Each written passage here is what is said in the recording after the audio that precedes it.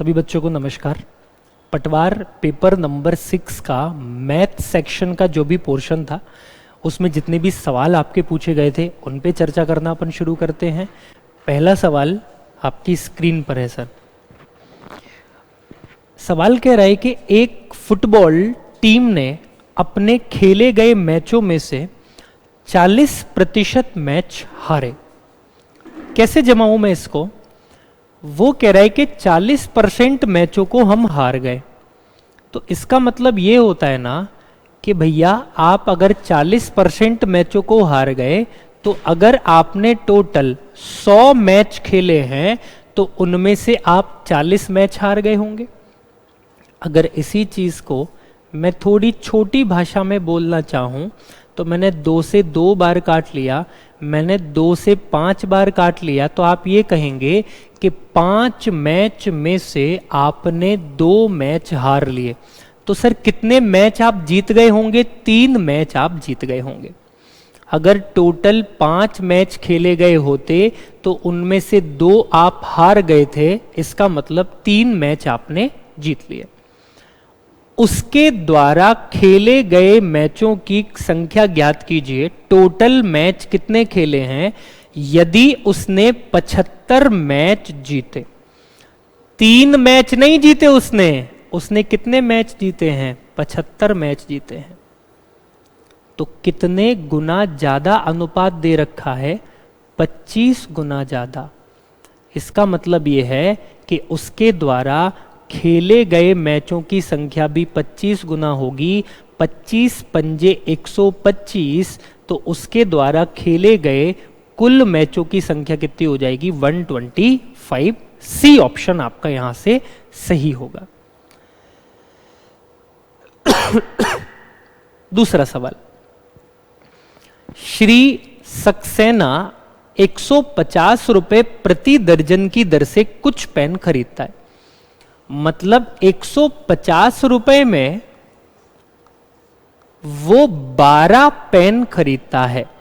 150 प्रति दर्जन, दर्जन का मतलब 12, 150 रुपए में 12 पेन उसने खरीदे। कुछ पेन खरीदता है, वह उन्हें 15 रुपए प्रति पेन की दर से बेच देता है। मतलब एक पेन अगर 15 रुपए में बेच रहा है, एक पेन 15 में, तो टोटल तो उसने 12 पेन खरीदे तो 12 ही बेचे होंगे। 12 गुणा 15 बराबर 180। तो आप कह सकते हो उसने सारे की सारे पेन 180 रुपए के बेच दिए। यार 150 रुपए का खरीदा गया पेन 180 में बिक गया तो 30 रुपए का लाभ हो गया। और लाभ हमेशा खरीदी गई कीमत पर निकाला जाता है और प्रतिशत लगाने के लिए 100 से गुणा कर दिया। तो 30 से अगर मैं काटूं, 3 पंजे 15, 5 बार, और 5 से अगर मैं काटूं 20, इसका मतलब पूरे की पूरे सौदे में आपको 20% का प्रॉफिट, 20% का लाभ होगा। तीसरे सवाल पर बढ़ते हैं। किसी अलमारी का विक्रय मूल्य 2 गुना कर दिया जाए तो लाभ 3 गुना हो जाता है। देखिए, एक तो होता है क्रय मूल्य, एक है विक्रय मूल्य, और एक होता है लाभ। मैंने मान लिया कोई सामान X रुपए का खरीदा, Y रुपए का बिका और उस पे Z रुपए का लाभ हो गया। कैसे निकालते हैं? विक्रय मूल्य में से क्रय मूल्य घटाने के बाद ही तो लाभ निकलता है कि नहीं निकलता? तो लाभ आपका जो Z बराबर होगा वो लाभ कितना हो जाएगा? Y minus X। कि जब विक्रय मूल्य में से क्रय मूल्य निकालेंगे तभी तो लाभ निकलेगा। अब उसने क्या कहा कि अगर आपका विक्रय मूल्य 2 गुना कर दिया जाए, विक्रय मूल्य 2 गुना कर दिया 2y, तो लाभ 3 गुना हो जाता है। लाभ जो आपका है Z, ये आपका कितने गुना हो जाएगा? 3 गुना हो जाएगा। इसका मतलब क्रय मूल्य आज भी X ही है, क्रय मूल्य में कोई परिवर्तन नहीं हुआ।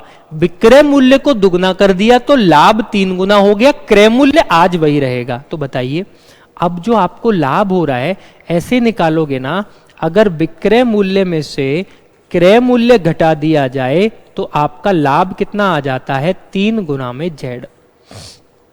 और z बराबर y माइनस एक्स होता है, तो मैंने यहां भैया z बराबर कितना रख दिया, y माइनस एक्स।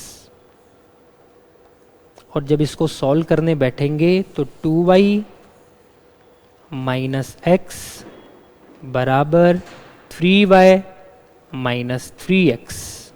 x को एक तरफ ले आइए, y को आप एक तरफ ले जाइए, तो आप से x माइनस का है, प्लस का x इधर आके 3 हो जाएगा। 3y प्लस का है, 2y उधर जाके माइनस का हो जाएगा। तो यहां बचेगा आपके पास 2x और यहां बचेगा आपके पास सिंगल y। तो x बटे y बराबर 1/2 आपका आ जाएगा अनुपात। मतलब अगर कोई सामान 1 रुपए का खरीदा तो 2 रुपए का बेच दिया। एक का सामान अगर 2 रुपए का बेचा तो आपको लाभ कितने का हुआ होगा, 1 रुपए का। लाभ कैसे निकालते हैं, 1 रुपए का लाभ 1 रुपए के क्रय मूल्य पे गुणा में 100, तो पूरा पूरा लाभ कितना आ जाएगा, 100% आपका लाभ निकल के आ रहा होगा। एक बार, 2 बार, 3 बार, 4 बार, बार बार इस सवाल को देखना। सवाल की क्वालिटी सच में बहुत अच्छी है। आगे बढ़ते हैं। साधारण ब्याज पर निवेश की गई राशि 8 वर्षों में खुद की 3 गुनी हो जाती है। कितने, 8 वर्षों में 3 गुनी हो जाती है। देखिए साहब, आपने किसी को 1 रुपया उधार दिया तो 8 साल के बाद आपका पैसा 3 गुना हो गया, 3 रुपए। जब 1 रुपए 3 रुपए बना तो इसका मतलब यह है कि मैंने ब्याज के 2 रुपए कमाए होंगे, मुझे ब्याज के 2 रुपए मिले होंगे कि नहीं मिले होंगे। जब 1 रुपया मैंने किसी को दिया और वो मुझे 3 रुपए वापस कर रहा है, इसका मतलब वो 2 रुपए का अतिरिक्त ब्याज दे रहा होगा। और बेटा ये 2 रुपए का ब्याज कमाने में आपको कितने साल लग गए, 8 साल लग गए। तो इसका मतलब यह है कि 1 रुपए का ब्याज कितने साल में कमाया जाएगा, 4 साल में कमाया जाएगा। लेकिन वो कह रहा था 12 साल में। अगर 4 साल में 1 रुपए का ब्याज मिल रहा है तो 12 साल में आप ब्याज का कितना पैसा कमाओगे।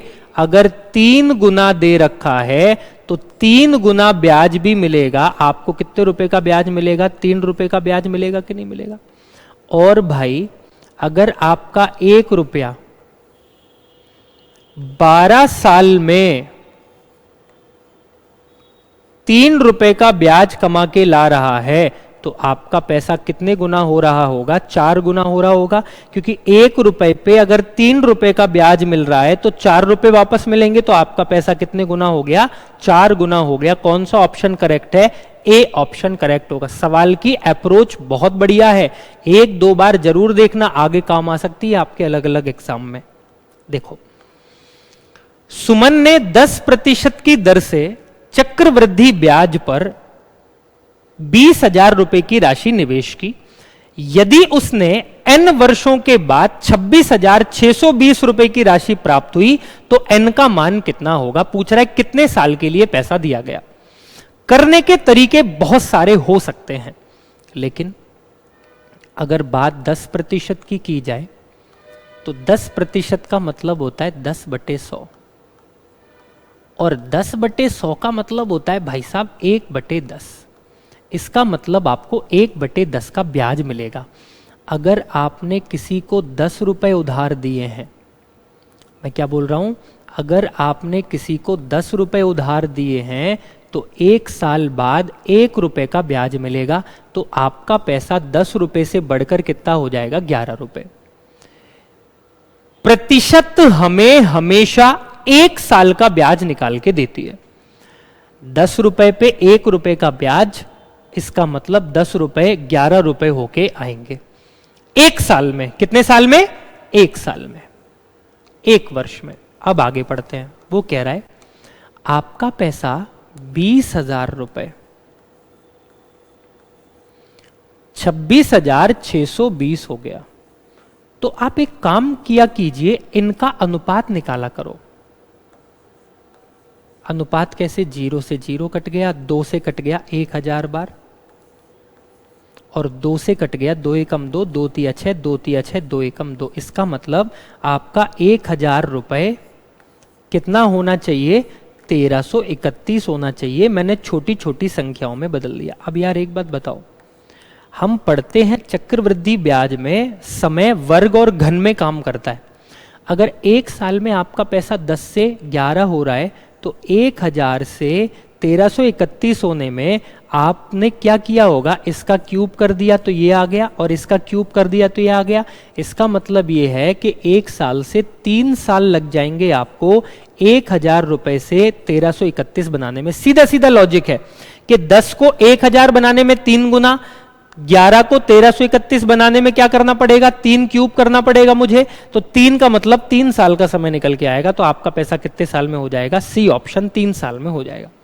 बाकी आपने जैसे अपने टीचर से पढ़ रखा होगा आप उस तरीके से सवाल कर सकते हैं, कोई प्रॉब्लम नहीं है। आगे बढ़ते हैं भाई। एक वर्ष में कृष्णा की कुल खर्च, अगर मैं खर्च की बात करूं कृष्णा का, तो भैया 4,20,000 के बराबर है एक साल में। तो अगर एक साल में इतना खर्चा कर रहा है तो एक महीने का जो खर्चा होगा वो कितना होगा, 12 3 36, बच गया कितना 6, 12 पंजे 60, 35,000 रुपए। कितना होगा, 35,000 रुपए। यदि उसकी मासिक वेतन, उसकी इनकम कितनी है, 45,000 मासिक, और उसकी मासिक औसत बचत कितनी होगी। अरे भैया 45,000 कमा रहा है, 35,000 वो खर्च कर दे रहा है, इसका मतलब ये हुआ कि उसकी मासिक बचत जो होगी वो कितनी हो जाएगी, 10,000 रुपए हो जाएगी। बी ऑप्शन हमारा यहां से करेक्ट होगा। आगे चलते हैं। 20 छात्रों की एक कक्षा में विज्ञान परीक्षा दी, 8 छात्रों के औसत अंक 60 थे, टोटल 20 स्टूडेंट हैं। इन 20 विद्यार्थियों के कुछ नंबर आए होंगे, मैंने मान लिया x।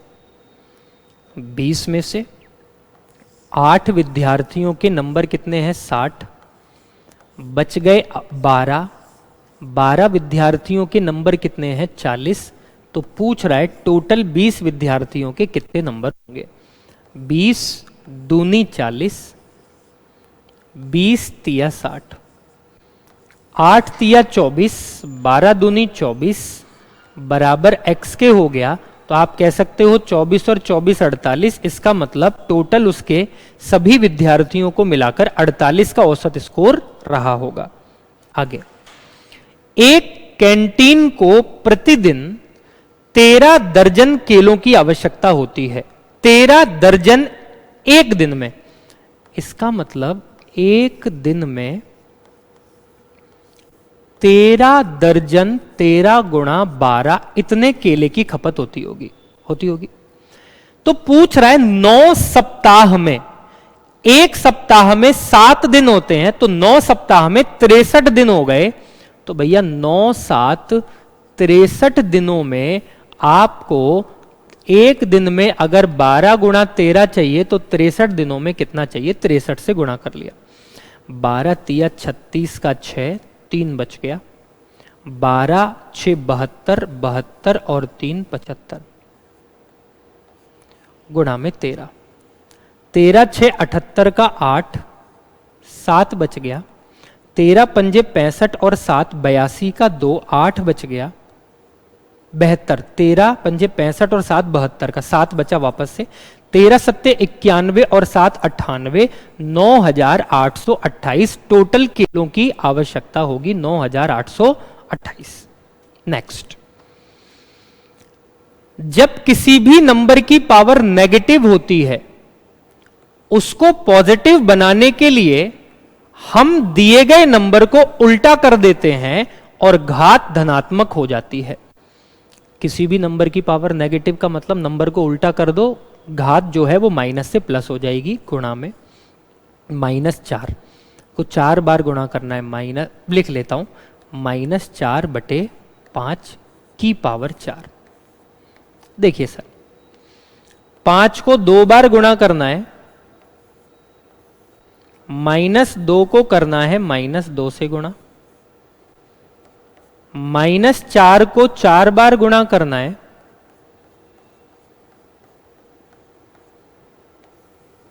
और 5 को भी 4 बार गुणा करना है।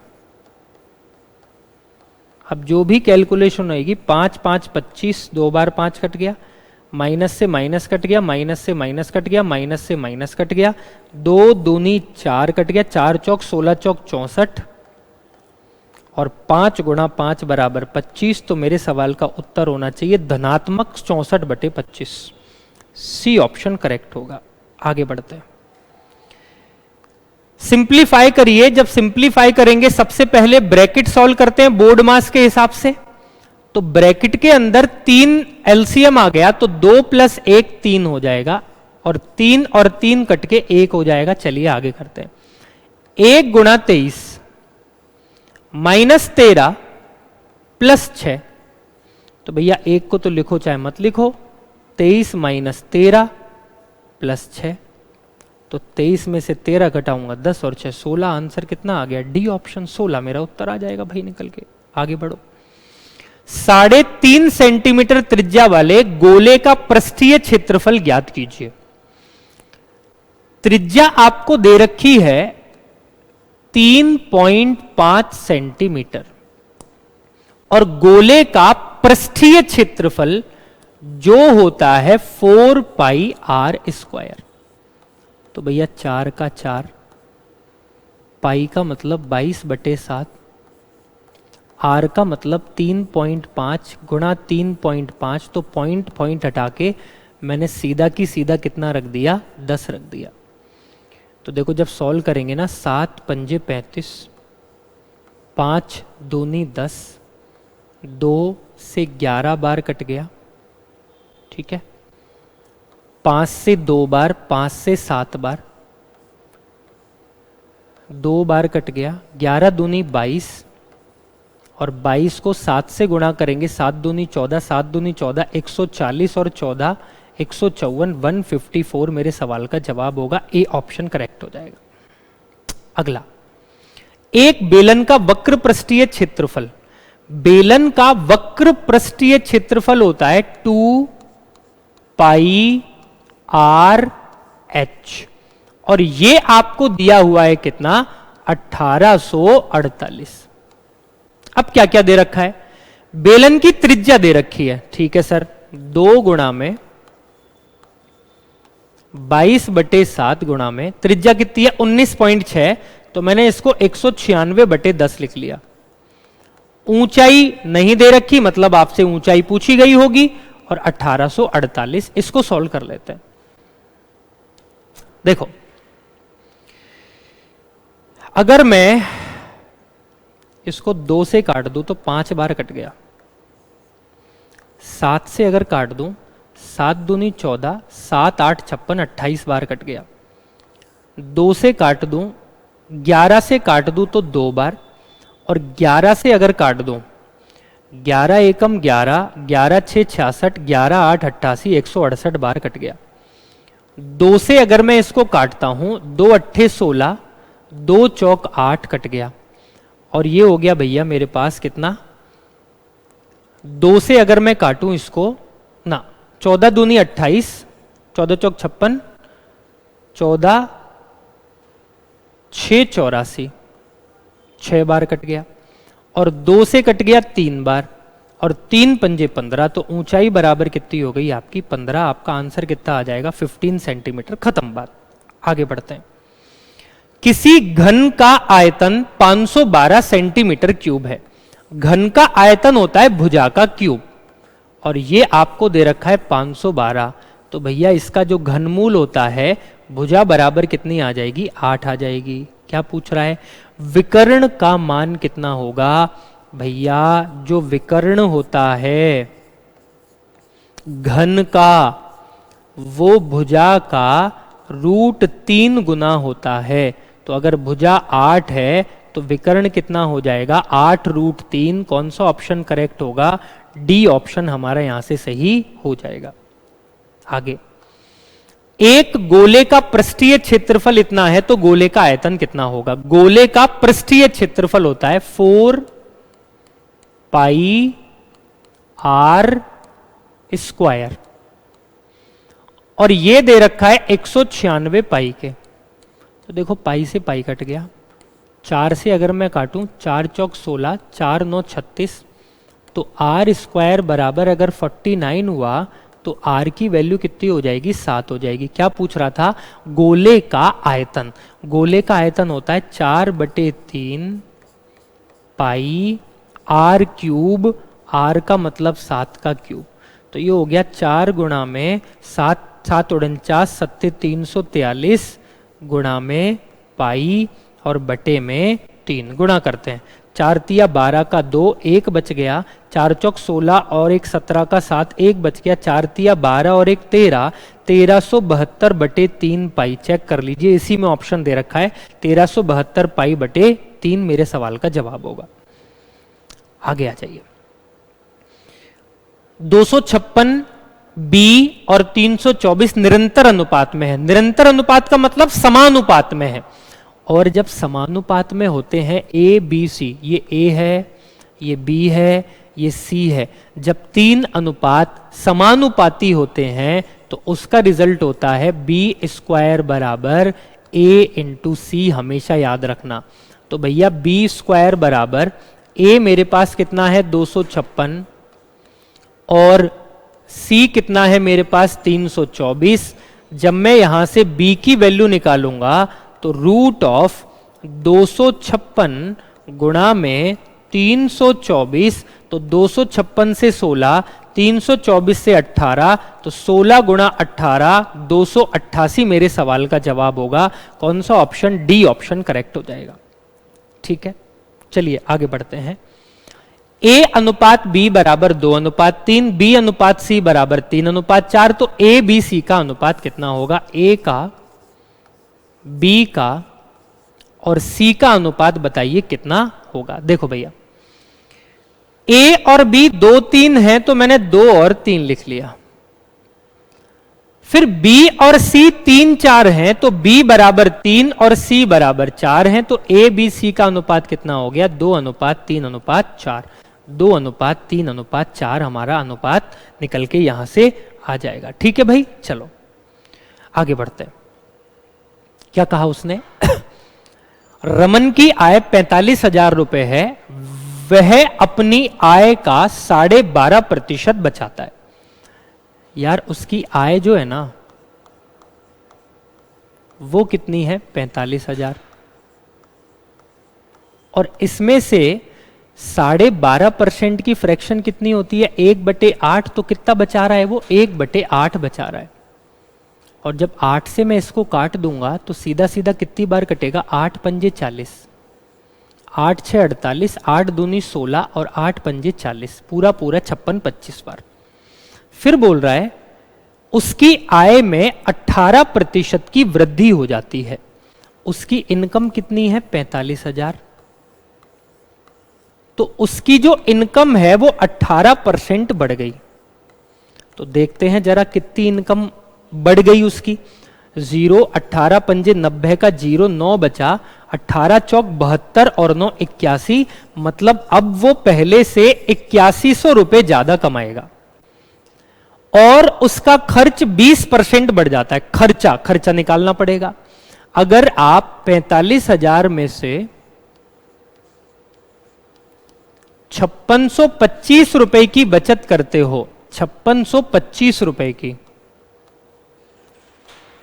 इसको अरे माइनस करना है ना, माइनस करना है 5625, तो आपका क्या निकल के आ जाएगा? आय का,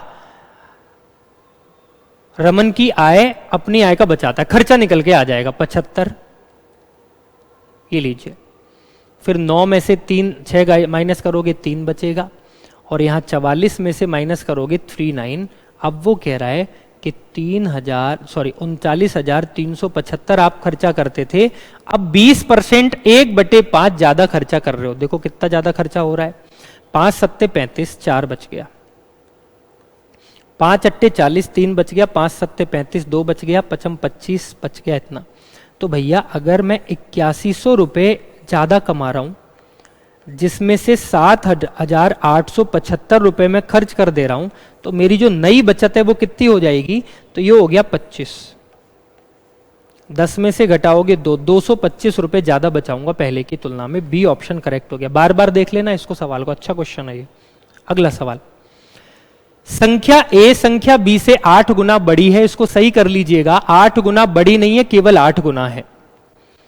मतलब अगर एक नंबर ए है और एक नंबर बी है, तो वो कह रहा है ये इसका 8 गुना है, एक है तो 8 है। तो बी कितना कम होगा? अरे बी 7 कम होगा। अगर बी 7 कम है 8 से और गुणा में 100, तो जिल्ले लाही ऊपर तो देखो हो गया 700 और नीचे हो गया 8, और जब 8 से काटेंगे तो ये हो जाएगा 8 8 64, 6 बच गया। बच गया ना? 8 8 64, तो 8 7 56 और 8 पंजे 40, तो 87.5 आपके सवाल का क्या होगा? जवाब होगा। तो ये आपके कुछ क्वेश्चंस थे जो 6th पेपर में पटवार में पूछे गए थे। उम्मीद करता हूं आपके यही आंसर निकल के आए होंगे। अप्रोच सवाल करने की अलग अलग हो सकती है, लेकिन सवाल के उत्तर हमेशा क्या होते हैं? एक समान होते हैं। तरीका कोई भी इस्तेमाल करिए, सवाल का उत्तर हमेशा सेम आएगा। ठीक है बेटा, अगले पेपर में मिलते हैं। जय हिंद।